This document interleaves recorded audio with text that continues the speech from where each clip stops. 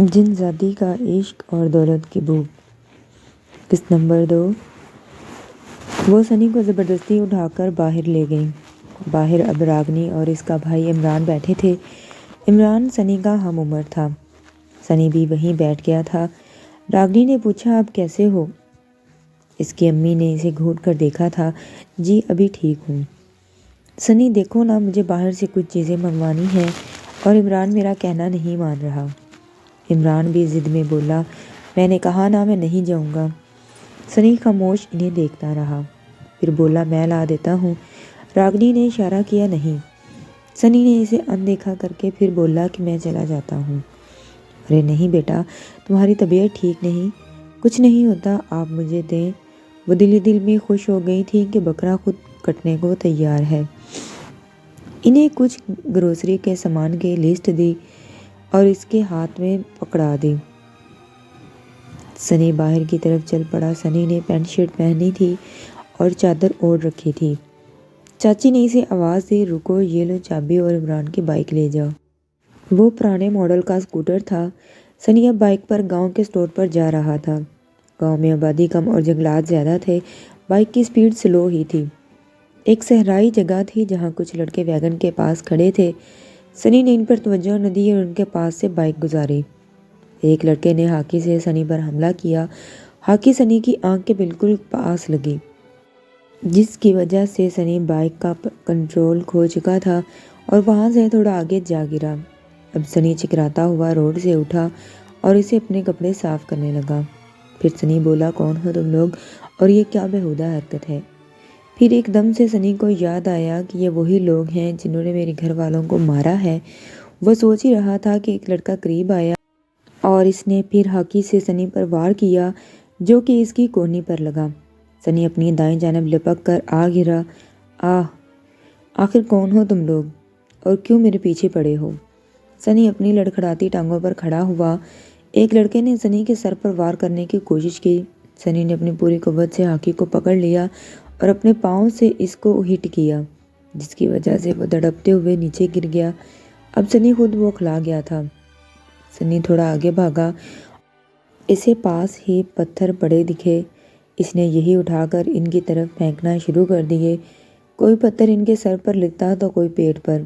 وہ کافی زخمی ہو چکے تھے۔ سنی وہیں کھڑا سوچنے لگا کہ یہ کیا ہوا اس کے ساتھ۔ تبھی اس کے ذہن میں خیال آیا کہ اسے گروسری کا سامان لے کر گھر جانا ہے۔ جب اس نے اپنی پاکٹ میں ہاتھ مارا تو اسے معلوم ہوا کہ پیسے اس کی پاکٹ میں نہیں ہیں، شاید کہیں گر گئے۔ اس نے بڑی کوشش کی ڈھونڈنے کی مگر نہیں ملے۔ اب اس نے بائک اٹھائی اور گھر آ گیا۔ گھر بائک کھڑی کی اور شرمندگی سے گھر میں داخل ہوا۔ تبھی چاچی کی نظر سنی پر پڑی اور حیران ہو گئی، یہ کیسے بچ نکلا؟ راگنی، عمران اور سائمہ چاچی، ان کی بیٹی رضیہ بھی گھر کے حال میں آ گئے۔ اب چاچی نے ناٹک شروع کر دیا، سامان کہاں ہے؟ وہ چاچی، کیا وہ؟ سامان کہاں ہے؟ چاچی، کچھ لوگ راستے میں مل گئے تھے اور انہوں نے مجھ پر حملہ کر دیا، اس لیے مجھ سے پیسے کہیں گر گئے۔ چاچی تو جیسے سر پکڑ کر گرنے والی تھی۔ اب راگنی کی آواز آئی تھی، سنی تمہارے چہرے پر چوٹ کیسے لگی؟ بتا تو رہا ہوں، سب کے سب بہانے ہیں۔ پیسے اجاڑ کر آ گیا باپ کی طرح اور اب ہمیں کہانیاں سنا رہا ہے۔ سنی نے اپنے غصے کا گھونٹ نگلا اور اکرخت لہجے میں بولا، بس، اپنے مرحوم باپ کے بارے میں ایک لفظ نہیں سنوں گا۔ کسی کو کوئی حق نہیں میرے والدین کو برا بھلا کہیں۔ اوہ، ہمارے گھر میں رہ کر ہمیں ہی آنکھیں؟ چاچی نے بھی اتنا کہا تھا جب عدنان کی آواز آئی، بکواس عورت، پک پک بند کر۔ تو میرے بھائی کے بیٹے سے یہ کیسی باتیں کر رہی ہے؟ عدنان اسے اشارہ کرتے ہوئے بولا تھا۔ مگر عدنان، دفع ہو جاؤ اپنے کمرے میں۔ چاچی غصے میں اٹھی اور کمرے میں چلی گئی۔ جاؤ سنی بیٹا، فریش ہو جاؤ، پھر میں آپ سے بات کرتا ہوں۔ اب سنی کا دماغ بھی ٹھنڈا ہو چکا تھا۔ وہ بھی اپنے کمرے میں چلا گیا۔ شام کے 5 بج رہے تھے۔ عدنان نے اپنی انا کو مٹایا کہ سنی سے جا کر معافی مانگ لے۔ روبینہ کمرے میں تو آ گئی تھی لیکن اندر نہیں جا رہی تھی۔ عدنان نے اسے اندر دھکیلا تو وہ کمرے میں چلی گئی۔ سنی نے ایک نظر اٹھا کر چاچی کو دیکھا اور پھر اپنی الماری کی سیٹنگ کرنے میں مصروف ہو گیا۔ سنی بیٹا، میں نے جو کچھ بھی بولا میں اس پر شرمندہ ہوں۔ لیکن سنی نے کوئی جواب نہیں دیا۔ اب چچی کو معلوم ہو گیا تھا کہ وہ اس پر دھیان نہیں دے رہا۔ اب چچی بیان کرنے لگی تھی، بیٹا میں تو سوچ کر آئی تھی تم مجھے معاف کر دو گے، لیکن تم نے تو مجھے منہ ہی نہیں لینے لگایا۔ میں تمہارے آگے ہاتھ جوڑتی ہوں۔ عدنان میں دل ہی دل میں کہکا لگا گیا، کیا ایکٹنگ کرتی ہے میری بیوی، بھائی واہ۔ سنی نے آگے بڑھ کر ان کے ہاتھ تھام لیے اور بولا، چاچی سوری تو مجھے کہنا چاہیے، میں اس وقت اپنے آپے سے باہر ہو گیا تھا۔ آپ کو میرے بارے میں جو کہنا ہے کہیں، لیکن میں اپنے مرحوم والدین کے بارے میں کچھ نہیں سن سکتا۔ چاچی نے کہا، اچھا چلو پھر نیچے آؤ، کھانا لگ چکا ہے، کھانا کھا لو۔ سنی نے کہا، نہیں آپ سب کھائیں، مجھے بھوک نہیں ہے۔ چاچی کمرے سے جاتے ہوئے دل میں بولے، نہیں کھانا تو نہ صحیح، میرا کون سا بیلنے میں بازو اٹکا ہے، اور وہ کمرے سے باہر بھاگ گئی۔ عدنان نے خوشی سے اسے گلے لگایا، واہ کیا ڈرامے بازی کی ہے، مان گئے بیگم، ارے یہ تو میرے دائیں ہاتھ کا کام تھا۔ اچھا اب چلو یہاں سے۔ راگنی نے دیکھا کہ اب سب اپنے اپنے کمروں میں چلے گئے ہیں تو وہ دھیرے سے کچن میں اپنے لیے اور سنی کے لیے کافی لے کر سنی کے روم کی طرف چل پڑی۔ دروازہ تھوڑا سا کھلا ہوا تھا، سنی کسی کتاب پڑھنے میں مصروف تھا۔ راگنی نے دروازہ نوک کیا، آؤ راگنی اندر آ جاؤ۔ نہیں آؤ چھت پہ چلتے ہیں۔ نہیں یار میرا دل نہیں کر رہا۔ اٹھ کر آؤ گے تو دل بھی کرے گا، چلو اٹھو جلدی۔ سنی شکل بناتا ہوا راگنی کے پیچھے چل دیا اور دونوں چھت پر آ گئے۔ وہاں 4 کرسیاں اور ایک ٹیبل پڑی تھی۔ راگنی ٹیبل پر ٹرے رکھتے ہوئے گہری سانس لے کر بولی، یہاں کتنا سکون ہے، ٹھنڈی ہوا، کافی، تم اور میں۔ سنی بھی اب مذاق کے موڈ میں تھا، ارے نہیں بسکٹ بھی ساتھ میں ہیں۔ دونوں کھلکھلا کر ہنس پڑے۔ راگنی، ہاں پھر وہی مزہ کریں۔ سنی واپس لوٹ آیا۔ سنی نے مسکراتے ہوئے سر جھکا لیا، تم ہر وقت اتنا نروس کیوں رہتے ہو؟ میں چاہتی ہوں تم پہلے والے سنی بن جاؤ جو ڈیشنگ ایٹیٹیوڈ پہلے تم میں تھا۔ ہم وہ سنی کب کسی کا اندھیرے میں کھو گیا ہے، اب تو ایک خالی جسم کی روح میرے ساتھ اپنے آپ کو گھسیٹ رہی ہے، اور نہ جانے اس کی منزل کیا ہے۔ سنی ایک بات پوچھوں؟ جی ہاں۔ تم مجھ سے دوستی کرو گے؟ سنی مسکرایا اور پھر سرد لہجے میں جواب دیا، نہیں۔ مگر کیوں؟ کیا آپ بھی مجھے پکے رنگ کی وجہ سے مجھ سے دوستی نہیں کرنا چاہتے؟ نہیں ایسی بات بالکل نہیں ہے، تم ایک اچھی لڑکی ہو، لیکن دوستی کے لیے اعتبار اور وعدہ خلافی نہ کرنے والا شخص ہو، اور یہ خاصیت مجھے آج تک کسی میں نہیں ملی، اس لیے شاید میرا کوئی دوست نہیں۔ سنی نے کافی کا ایک سپ لیا اور پاکٹ سے سلگتی ہوئی سگریٹ کی ڈبیاں نکالی۔ سگریٹ سلگا لیا۔ راگنی سنی کی طرف دیکھ کر مسکرائی، تو آپ سگریٹ بھی پیتے ہیں؟ جی۔ چھوڑ کیوں نہیں دیتے؟ ہاں ہاں ہاں، سب تو چھوڑ گئے، اب کیا اسے بھی چھوڑ دوں؟ سب کہاں، میں ہوں نا آپ کی دوست۔ یہ کہہ کر وہ برتن اٹھا کر نیچے اتر گئی۔ سنی اس کی بات سن کر سوچ میں مبتلا ہو گیا۔ وہ آنکھیں بند کر کے دوسری چیئر پر ٹانگیں ٹکائے بیٹھا تھا۔ اس کے کانوں میں پائل کی آواز پڑی جو بالکل اس کے پاس سے آئی تھی۔ اس نے پیچھے مڑ کے دیکھا مگر وہاں کوئی نہیں تھا۔ اسے لگا راگنی ہوگی، اس نے آواز دی، راگنی راگنی، لیکن کوئی آواز نہیں آئی۔ اس نے اپنی واچ دیکھی تو رات کا 1 بج رہا تھا۔ اب وہ کمرے کی طرف چل پڑا۔ کمرے میں آ کر اس نے دروازہ لاک کیا اور لائٹ بند کر دی۔ صبح کے 8 بجے اس کی آنکھ کھلی۔ فریش ہو کر کمرے سے باہر نکل آیا۔ عمران اور رضیہ گاؤں کے ایک چھوٹے سے کالج میں تعلیم حاصل کر رہے تھے۔ عثمان اور عدنان بھی 9 بجے فارم ہاؤس چلے جاتے تھے، اس لیے جلدی ناشتہ تیار ہو جاتا۔ سنی اپنا ناشتہ ختم کر چکا تھا جب چچا عثمان نے اسے گاڑی نکالنے کو کہا۔ سنی باہر چلا گیا اور رضیہ اور عمران پہلے ہی جا چکے تھے۔ عثمان عدنان پر چلایا تھا، بیوقوف آدمی، عقل کب استعمال کرو گے؟ میں نے تو بس ہاں سارا پلان چوپٹ کرنے کا سوچا تھا، اگر اسے ہماری سچائی معلوم پڑ گئی تو حویلی ہاتھ سے جاتی رہے گی۔ اب سنی ڈرائیور کر رہا تھا اور عثمان اور عدنان بیک سیٹ پر بیٹھے ہوئے تھے۔ سنی نے بورڈنگ اسکول میں بہت کچھ سیکھا تھا، جیسا کہ سگریٹ۔ فارم ہاؤس پر پہنچتے ہی عثمان نے اسے اس کا کام سمجھایا۔ سنی کو سب کاشتکاری کے سامان کی نگرانی کرنی اور گودام کا کام سنبھالنا تھا۔ اب سنی نے گودام کا سارا حساب عدنان کو دینا ہوتا تھا، اور عدنان نے ساری بچت اور کسانوں کی تنخواہ کا حساب لگا کر عثمان کو، جس میں سے عثمان کسانوں کی تنخواہ دیتا اور فارم ہاؤس کے اخراجات نکالتا۔ ان سب کے بعد اچھا خاصا منافع بچتا تھا جس کا علم سنی کو نہیں تھا۔ وہ اپنی محنت اور لگن سے کام کرتا، شاید وہ اپنے باپ کی غلطیاں دھونا چاہتا تھا، ورنہ یہ بھی تو رحمان شاہ کا ہی بیٹا تھا۔ دوپہر کے وقت سنی کو 1 روٹی اور دال کا شوربہ مل جاتا، جس سے وہ خوش اس بات پر تھا۔ راگنی کو اس بات کا علم نہیں تھا، ورنہ وہ اس کے لیے کچھ اچھا بھجوا دیتی۔ سنی جب شام کو 6 بجے فارغ ہو کر جانے لگا تو اس نے دیکھا کہ اس کے چاچا جا چکے ہیں۔ سنی سمجھ گیا کہ اب اسے پیدل گھر جانا پڑے گا۔ اب وہ گھر کی طرف جا رہا تھا۔ 1 گھنٹے بعد وہ پہنچ گیا۔ ایک نظر تھی جو اس کا انتظار کر رہی تھی۔ سنی نے جب چھت کی طرف دیکھا، اسے راگنی کھڑی دکھائی دی جو شاید اسی کا انتظار کر رہی تھی۔ اس نے دور سے ہی سنی کو دیکھتے ہوئے ہاتھ ہلایا۔ سنی مسکرایا اور جواب میں اس نے بھی ہاتھ ہلایا۔ راگنی چھت سے نیچے آئی۔ سنی حال میں ایک صوفے پر بیٹھ گیا۔ جب تک راگنی پانی لے آئی تھی، عدنان نے یہ دیکھا اور اپنی بیوی سے کہا کہ اپنی بیٹی کو سنبھالو، مجھے اس کے لچھن ٹھیک نہیں لگ رہے۔ میرے روبینہ دبک کر رہ گئی۔ سنی پانی پینے کے بعد کمرے میں چلا گیا۔ معمول کے مطابق 9 بجے سب کھانا نہ کھا کر سو گئے اور دونوں چھت پر چلے گئے۔ کافی دیر بعد راگنی نے کہا میں نیچے جا رہی ہوں۔ سنی نے کہا ٹھیک ہے، میں تھوڑی دیر بعد آؤں گا۔ راگنی نے جاتے ہی سنی نے سگریٹ سلگا لیا۔ وہ پی رہا تھا جب اسے پائل کی آواز سنائی دی۔ اپنے چاروں طرف دیکھا مگر کوئی نہیں تھا۔ پائل کی آواز ابھی بھی آ رہی تھی۔ سنی نے چھت سے نیچے کی طرف دیکھا۔ وہاں ایک لڑکی خوبصورت ساڑی پہنے بیٹھی تھی۔ کھلے لال رنگ کی ساڑی سے اس کا جسم بآسانی نظر آ رہا تھا۔ پیروں میں پائل تھی۔ سنی کے منہ سے بے اختیار لفظ یہ نکلے، نگاہ اٹھ تو اس کے دیدار کے لیے۔ اب مشکل ہے آنکھ سے یہ نظارہ جانا۔ سنی ایک دم سے اپنی نظر ہٹائی مگر اب نہ جانے وہ خوبصورت محروبہ آنکھوں سے کہاں اوجھل ہو چکی تھی۔ سنی دوڑ کر نیچے اترا اور لون میں آ گیا۔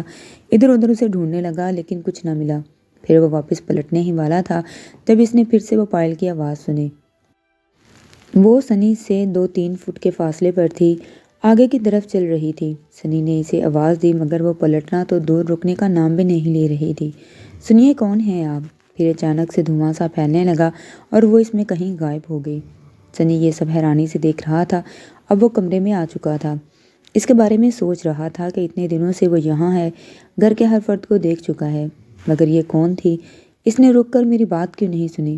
صبح سب ناشتہ کرنے کے بعد فارغ ہوئے تو سنی نے عثمان چاچو سے اجازت لی۔ چاچو میں فارم جاتا ہوں۔ عثمان رکو، تم عمران کی بائک لے جاؤ، ویسے بھی وہ بس کے ذریعے جاتے ہیں۔ سنی نے کہا جی جیسا آپ کہیں۔ سنی اب میں وہاں سے جاتا ہوں۔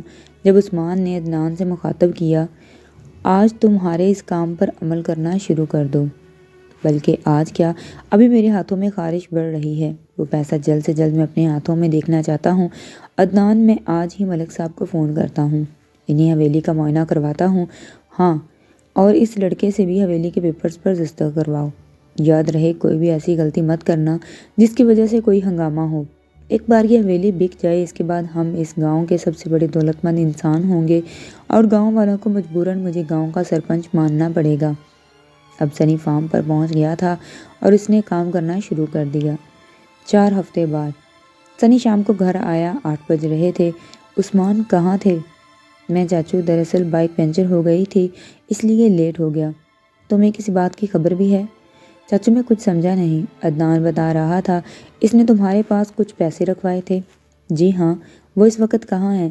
وہ تو چاچو میں نے گودام کے لاکر میں رکھے تھے جنہیں کل صبح بینک میں ڈپازٹ کرنے جانا ہے۔ جی ہاں، اب وہ پیسے وہاں نہیں ہیں۔ ذرا بتاؤ گے ہمیں وہ پیسے کہاں ہیں؟ نہیں چاچو، آپ کو کوئی غلط فہمی ہوئی ہے، میں نے پیسے اسی لاکر میں رکھے تھے۔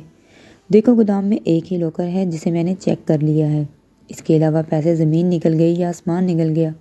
چاچو میں نے تو خود پیسے وہیں رکھے تھے، میں کسانوں کے پیسے کیسے واپس کروں گا؟ نہیں، میں خودکشی کرنے جا رہا ہوں، میں گاؤں میں اپنا سر نہیں جھکا سکتا۔ عدنان نے فوراً کہا نہیں بھائی، آپ یہ قرض کیوں اتاریں گے؟ یہ اسی کے نقصان کی بھرپائی کرے گا۔ مگر چاچو میں کیسے؟ چاچی سائمہ، تمہارے نام پر جو پرانی حویلی کر رکھی ہے اسے بیچ کر، اس کے علاوہ اور کوئی حل نہیں۔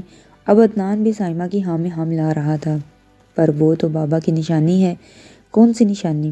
تمہارے چاچا کا سر گاؤں میں جھک جائے گا اور تمہیں نشانیوں کی پڑی ہے؟ روبینہ طنز کرتے ہوئے بولی۔ اب سب حالات دیکھنے کے بعد سنی نے کروا گھونٹ بھرا اور ہاں کر دی۔ ان کے منہ پر ایک سازشی سی مسکراہٹ آئی۔ مجھے تم پر یہی امید تھی میرے بھتیجے، عثمان نے اسے تھاپی دیتے ہوئے کہا۔ سنی اب اپنی زندگی میں واپس آتے آتے پھر سے رک چکا تھا۔ مایوس ہو کر چھت پر جا بیٹھا۔ اف، کیوں سکون نہیں مل سکتا مجھے؟ سنی سر جھکائے بیٹھا تھا جب راگنی ہانپتے ہوئے آئی۔ اف یہ اللہ، آپ یہاں بیٹھے ہیں؟ میں نے آپ کو سارے گھر میں ڈھونڈ لیا ہے۔ کیوں، کچھ اور بھی رہ گیا ہے باقی؟ جی نہیں۔ راگنی اس کے پاس بیٹھ گئی اور اس کا ہاتھ پکڑ لیا اور بولی، دیکھو سنی، جب تک تم سر جھکائے رکھو گے تم پر تہمتیں بھی لگائیں گے اور تمہیں نیچا بھی دکھائیں گے۔ پہلے کی طرح تمہیں بڑھنا پڑے گا۔ سنی چلا کر بولا، کیا تھا میں؟ راگنی، کیا تھا میں؟ لیکن اب تو میں یتیم ہی ہوں، نہ کوئی میرا ہے جو میرا ساتھ دے، مجھے تسلی دے۔ اب راگنی نے اسے گلے لگا لیا تھا۔ میں ہوں نا آپ کے ساتھ، اور آپ مجھ سے اپنا غم بانٹ سکتے ہو، میں ہوں نا آپ کی دوست۔ اب راگنی کی آنکھیں بھی نم ہو چکی تھیں، ایک اور آنکھ بھی نظریں جمائے انہیں دیکھ رہی تھی۔ سنی اور راگنی کافی دیر تک باتیں کرتے رہے، ایک دوسرے سے دکھ بانٹتے رہے۔ اب راگنی کی آنکھیں نیند سے بوجھل ہو رہی تھیں۔ سنی نے اسے دیکھا اور کہا، جاؤ جا کر سو جاؤ۔ راگنی وہاں سے اٹھ کر نیچے چلی گئی۔ رات کے 2 بج رہے تھے۔ سنی پھر سے چھت پر چل جانے کی تیاری میں تھا۔ اس نے سگریٹ نکالا اور سلگانے کے لیے لائٹر جلایا ہی تھا جب پائل کی آواز سنائی دی۔ سنی سگریٹ منہ میں لیے بنا جلائے غور سے سن رہا تھا۔ پھر اس نے لائٹر بند کیا اور جلدی سے نیچے اتر آیا اور لان میں آ گیا۔ اب وہ دلربا لان میں بڑی کرسیوں میں سے ایک کرسی پر بیٹھی تھی۔ سنی نے دل میں عہد کیا کہ آج تو اس کا چہرہ دیکھ کر ہی رہے گا۔ سنی ہلکے ہلکے قدم اٹھاتے اس کے پاس چلا گیا، اس کے سامنے کھڑا ہو گیا۔ کون؟ اس کے پاؤں وہیں تھم چکے تھے، بے انتہا خوبصورت۔ اس نے پہلی ایسی لڑکی دیکھی تھی۔ ہٹائیے نہ نظر، کیا نظروں سے ہی مار ڈالو گے؟ جس میں ہوں میں خاک تر، کیا جلوائے روپ سے جلا ڈالو گے؟ سنی کے ہونٹ پہ بے اختیار یہ الفاظ دوڑ رہے تھے۔ جب اس حسینہ نے مسکرا کر ایک اور بجلی اس پر گرا دی تھی۔ اف! سنی کرسی پر گرتے ہوئے کہا۔ اس کی گہری نیلی آنکھیں، آبروؤں کے درمیان میں ایک چھوٹا سا گول ٹیکا جو اس کے حسن کو اور بھی چمکا رہا تھا۔ کالے رنگ کی ساڑی اس کے بدن پر یوں لپٹی تھی جیسے رات کے اندھیرے میں چاند ہو۔ کون ہو تم؟ ہم؟ لب مسکراہٹ سے کھل گئے، ہر طرف خوشبو پھیل گئی۔ ہم مہروزہ ہیں۔ تمہیں پہلے کبھی نہیں دیکھا، کہاں رہتی ہو تم؟ ہمیں ابھی کچھ کام ہے پریتم، ہم کل اوشیہ ملیں گے۔ اتنا کہتے ہی دھویں میں غائب ہو گئی۔ فجر کا وقت ہو چکا تھا۔ اب وہ اندر آ گیا۔ راگنی بھی اٹھ چکی تھی اور سنی کی طرف دیکھتے ہوئے بولی، آج جلدی اٹھ چکے ہو؟ تو آؤ چلو نماز پڑھ لو۔ سنی نے کہا، یار میں کل ادا کر لوں گا، تم پڑھو۔ آج کیا مسئلہ ہے؟ وہ سنی کا بازو پکڑتے ہوئے غسل خانے کی طرف لے آئی۔ چلو شاباش، اچھے بچوں کی طرح وضو کرو اور نماز پڑھو۔ سنی اس کی طرف دیکھ کر مسکرایا اور وضو کرنے لگا۔ پھر انہوں نے نماز ادا کی۔ اس کے بعد سنی اپنے کمرے میں چلا گیا اور مہروزہ کے بارے میں سوچنے لگا۔ اتنی خوبصورت لڑکی آخر کون ہو سکتی ہے؟ کیوں نہ میں راگنی سے بات کروں، شاید وہ اسے جانتی ہو اور مجھے اس کے بارے میں کچھ اور بتا سکے۔ صبح ہو چکی تھی۔ عثمان اور باقی سب ناشتے کی ٹیبل پر بیٹھے تھے۔ سنی بیٹا، آج تم اپنے چچا عدنان کے ساتھ جا کر حویلی کے پیپرز دستخط کر دینا۔ جی چاچو، ضرور۔ اتنا کہہ کر وہ باہر نکل گیا۔ ایک دفعہ میں حویلی ملک صاحب کو فروخت کر دوں، پھر اس اڑیل کو بھی اس کی اوقات دکھاؤں گا۔ سنی نے حویلی کے پیپرز دستخط کر دیے۔ عدنان کی آنکھیں دولت سے چمک رہی تھیں۔ اب وہ دونوں گھر آ گئے تھے۔ سنی اپنے روم میں چلا گیا جبکہ عدنان فوراً عثمان کے کمرے میں پہنچا اور انہوں نے اسی وقت ملک صاحب کو کال کی اور انہیں گھر بلا لیا۔ وہ تینوں لان میں بیٹھ گئے۔ اب عثمان نے پرانی حویلی کے کاغذات ملک صاحب کے سامنے رکھے اور کہا، دیکھیے ویسے تو ہمیں اس حویلی کے 10 کروڑ مل رہے ہیں، مگر آپ ہمارے بزنس پارٹنر ہیں تو اس لیے ہم آپ کو یہ حویلی 9 کروڑ میں دے سکتے ہیں۔ عدنان نے بنا سوا کر بات کی۔ ملک صاحب، ارے شاہ جی، 9 کروڑ کا بھی منہ ہوتا ہے، یہ تو آپ اچھی خاصی رقم بتا رہے ہیں۔ میں نے آپ کو پہلے ہی بتایا ہے کہ ہمارے پاس اور بھی لوگ ہیں جو ہمیں اچھی رقم دے رہے ہیں۔ آپ سے پہلے وعدہ ہو چکا تھا، اس لیے آپ کو یہ آفر دی ہے۔ ملک صاحب دیکھیں، حویلی تو جو تھی وہ جل چکی ہے، اب مجھے بھی اس پر پیسہ لگانا پڑے گا۔ مہربانی کر کے 8 کروڑ پر ڈیل ڈن کریں۔ عثمان نے مشورے کے طور پر ایک نظر عثمان کو دیکھا۔ عثمان نے اسے ہاں میں اشارہ کر دیا۔ عمران نے کہا، چلیے ٹھیک ہے۔ 8 کروڑ میں ڈیل ڈن ہوئی۔ ملک صاحب نے اپنے نوکر کو بلایا اور کہا، جاؤ پیسوں کا بیگ لے کر آؤ۔ وہ اسی وقت گیا اور بیگ لے آیا۔ عثمان اور عدنان کی آنکھیں پھٹی کی پھٹی رہ گئیں جب انہوں نے پیسوں کا بھرا ہوا بیگ دیکھا۔ اب ملک صاحب نے پیپر اٹھائے اور ہاتھ ملا کر چل دیے۔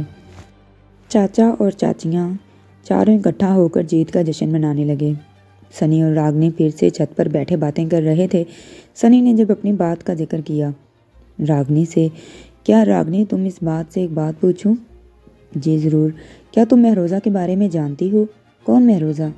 ایک لڑکی کل مجھے ملی تھی، میں نے سوچا شاید تم اسے جانتی ہو۔ راگنی اب تلخ آواز میں بولی۔ اور یہ کہاں ملی تھی جناب کو؟ مہروزہ؟ سنی، ارے یہیں اپنے لون میں، جب تم چلی گئی تھی نا تب۔ اچھا ضرور، تم سگریٹ پی کے سو گئے ہوگے اور خواب میں وہ شہزادی تم سے ملنے آ گئی۔ ارے میں مذاق نہیں کر رہا، سچ میں۔ اپنے بکواس بند کرو اور میرے ساتھ نیچے چلو، ورنہ پھر وہ چڑیل کہیں سے اٹپکے گی۔ مہروزہ؟ اب سنی بھی اس کے ساتھ نیچے آ چکا تھا۔ آج سنی کافی دیر تک جاگتا رہا لیکن مہروزہ نہیں آئی، پھر وہ سو گیا۔ صبح ہوئی اور سب نے ناشتہ کیا، اپنے اپنے کام میں نکل پڑے۔ سنی فارم جانے ہی لگا تھا، پھر راگنی کی طرف بڑھا جو کہ کچن میں تھی۔ سنی نے کچن میں داخل ہوتے ہی میں راگنی کو مخاطب کیا، راگنی آج میں تمہارے لیے ایک تحفہ لے کر آؤں گا۔ راگنی، اور وہ کس خوشی میں؟ ارے یہ کیا سوال ہوا؟ تم میری دوست ہو، میں تمہیں اپنی خوشی سے کوئی تحفہ بھی نہیں دے سکتا؟ مجھے نہیں رکھنی تم سے دوستی، کٹی، سنی نے مذاق کیا انداز میں کہا۔ راگنی ہنس پڑی۔ اچھا بابا ٹھیک ہے۔ سنی بھی مسکراتا ہوا باہر چلا گیا، لیکن وہ اس بات سے انجان تھا کہ آج اس کی زندگی بالکل بدل جائے گی۔ سنی فارم پر پہنچ گیا۔ سارا دن کام کرنے کے بعد شام کا وقت تھا جب فارم سے چھٹی کر رہے تھے۔ عثمان نے کہا، ارے چوکیدار کو تو آج چھٹی ہے، تو رات کو فارم کی نگرانی کون کرے گا؟ عدنان، کم از کم تم کسی کو روک ہی لیتے۔ اب عدنان بھی یہ ڈرامہ سمجھ چکا تھا۔ بھائی میرے ذہن میں نہیں رہا۔ عدنان پر آپ فکر مت کریں، یہ ہمارا سنی ہے نا، آج یہ فارم پہ رک جائے گا۔ کیوں سنی؟ سنی نے بھی ہاں کر دی۔ اب وہ اور کرتا بھی تو کیا؟ اب عثمان اور عدنان چلے گئے۔ گاڑی میں بیٹھتے ہی انہوں نے فون لگا دیا۔ ہاں ہمارے فارم پر ہی ہے، اور یاد رہے کام ہو جانا چاہیے، کسی کو بھی اس موقع کی بھنک نہ لگے۔ ٹھیک ہے، کام ہو جائے گا۔ فارم پر ایک چارپائی پڑی تھی، سنی اس پر لیٹ گیا اور کھانے کا انتظار کرنے لگا۔ عثمان نے کہا تھا کہ گھر جا کر کھانا بھجوا دے گا۔ سنی کافی دیر تک انتظار کرتا رہا، پھر اسے کالے رنگ کی وین فارم کی طرف آتی ہوئی دکھائی دی۔ شاید چچا نے کھانا بھجوایا ہے۔ وین بالکل اس کے قریب آ کر رک گئی اور اندر سے ایک لڑکا نکلا، جس نے نکلتے ہی رومال سنی کے منہ پر رکھ دیا۔ اب سنی چکرانے لگا تھا۔ ساتھ ہی ایک اور لڑکا نکلا جس نے سنی کو پکڑا اور وین میں سوار کر لیا۔ تھوڑی دیر بعد سنی کو ہوش آیا تو اس کے ہاتھ بندھے تھے۔ کون ہو تم؟ اور مجھے باندھ کر کہاں لے جا رہے ہو؟ ایک آدمی نے سنی کے منہ پر مکہ مارتے ہوئے کہا۔ جان پیاری ہے تو اپنا منہ بند رکھ۔ اب ڈرائیور کے ساتھ والی سیٹ پر بیٹھا شخص بولا، ارے اس کے چچا نے اس کی جان لینے ہی تو بھیجا ہے، کچھ اور پل کی دیر ہے، پھر یہ اللہ کو پیارا ہو جائے گا۔ ہا ہا ہا۔ چاروں افراد ہنسنے لگے۔ ایک دفعہ میرے بازو تو کھول، پھر دیکھ میں تجھے کیا بتاتا ہوں۔ کیا کرے گا ہیں؟ سنی کے بائیں جانے بیٹھے شخص نے اس کے بال کھینچتے ہوئے کہا۔ گاڑی اب اونچائی کی طرف جا رہی تھی۔ کہاں لے کے جا رہے ہو مجھے؟ بس بیٹا دیکھتا جا۔ بوس، اس سے آگے نہیں جائے گی وین۔ وہ سب اب سنی کو وین سے لے کر نیچے اتر آئے۔ دیکھنے پر یہ پہاڑی معلوم ہو رہی تھی۔ دھیان سے دیکھو، آس پاس کوئی ہے تو نہیں؟ دو آدمیوں نے چاروں طرف نظر دوڑائی۔ نہیں بوس۔ اب وہ تھوڑا چلے تھے، سنی کو دھکیلتے ہوئے کھائی کے پاس لے آئے۔ سنی نے غور سے دیکھا، یہ جنگل کا پیچھے والا حصہ تھا جس جگہ یہ پہاڑی تھی۔ یاد کر لے جسے جسے یاد کرنا ہے، اس کے بعد تو بھی اپنے باپ کے پاس چلا جائے گا۔ ہا ہا ہا۔ سنی کے ہاتھ تو بندھے تھے لیکن پاؤں کھلے تھے۔ سنی اب اٹھنے ہی والا تھا جب اسے ایک آدمی نے زور سے دھکا مارا۔ سنی پہاڑی سے نیچے جا گرا۔ اب سنی گر رہا تھا۔ جیسے ہی اس کی زبان سے نکلا، امی میں آپ کے پاس آ رہا ہوں، ایک دم سے ایک ہوا کا جھونکا سنی کے جسم سے ٹکرایا اور دوسرے ہی لمحے سنی زمین پر تھا۔ اب وہ سوچ میں پڑ گیا تھا کہ میں اتنے دور سے گر کر بھی زندہ کیسے ہو سکتا ہوں۔ سنی کی آنکھوں میں لائٹ کا جھماکا سا ہوا اور وہی دلربا سامنے کھڑی تھی۔ کیسے ہو میرے پریتم؟ تم یہاں؟ تم ہمیں دیکھ کر اتنے بے عقل کیوں ہو رہے ہو؟ یہ جو تم ابھی تک جیوت ہو یہ ہماری ہی دین ہے۔ تم ہو کون؟ ہم مہروزہ ہیں، مہاراج پرتاپ کی سنتان، جو جنات کے دیس ہن کے مہاراجہ ہیں، اور ہمارا دیس سب دیسوں سے طاقتور ہے، اور ہمیں تمہارے سنگ پریم ہے، اور ہم تمہیں اپنے سنگ لے جانے آئے ہیں۔ اب سنی اور مہروزہ چل رہے تھے۔ مہروزہ پیچھے اور سنی آگے تھا۔ سنی نے منہ مہروزہ کی طرف کیا اور الٹے پیر چلنے لگا۔ اگر تم جنزادی ہو، بہت طاقتور ہو، تو مجھے میرے چچا سے کیوں نہیں بچایا؟ جو انہوں نے میرے ساتھ کیا، مجھے کنگلا کر کے رکھ دیا۔ جی تو دوستوں کہانی کا دوسرا حصہ کیسا لگا مجھے کمنٹ سیکشن میں ضرور بتائیں. ویڈیو اچھی لگی ہو تو میرے چینل کو سبسکرائب کریں, ویڈیو کو لائک کریں, شیئر کریں, دعاؤں میں مجھے یاد رکھیں. ملتے ہیں بہت جلد پھر اس کے اگلے پارٹ کے ساتھ. اللہ حافظ.